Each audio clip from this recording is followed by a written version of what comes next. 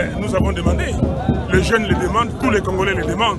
Quand un pays vous attaque, vous ne pouvez pas être en relation diplomatique avec lui. Merci.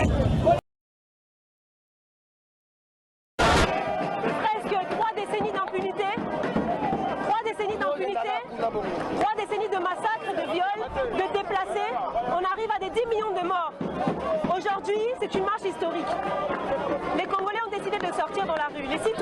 Tous les mouvements citoyens se sont unis et ont fait appel aux partis politiques qui ont tout de suite accepté de sortir. Les Congolais sont descendus pour apporter leur soutien aux troupes qui sont sur le terrain, pour demander la rupture des relations diplomatiques avec le Rwanda. On a tous compris que ce pays est un pays agresseur. On sort pour dire que notre liberté, nous allons l'arracher et qu'on doit résister tous ensemble. Et on est vraiment fiers de se rendre compte de façon historique que tous ces leaders politiques, peu importe leur couleur, peu importe leurs opinions, sont tous ensemble ici dans cette marche.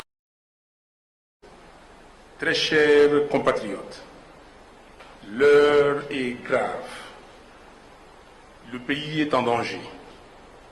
La présence de forces rwandaises sur notre territoire est aujourd'hui établie et reconnue par le monde entier. Il s'agit de la 5e agression du Rwanda contre notre pays depuis 1996-1997.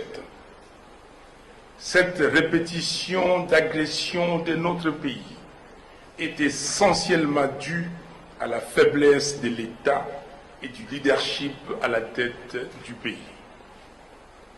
Les motivations du Rwanda sont claires. 1. Maintenir la RDC dans une insécurité constante pour l'affaiblir. 2. Permettre la balkanisation de la RDC. 3. Piller les ressources naturelles de la RDC. 4. Enfin, procéder à la transplantation des populations étrangères dans les territoires conquis de la RDC. C'est inacceptable.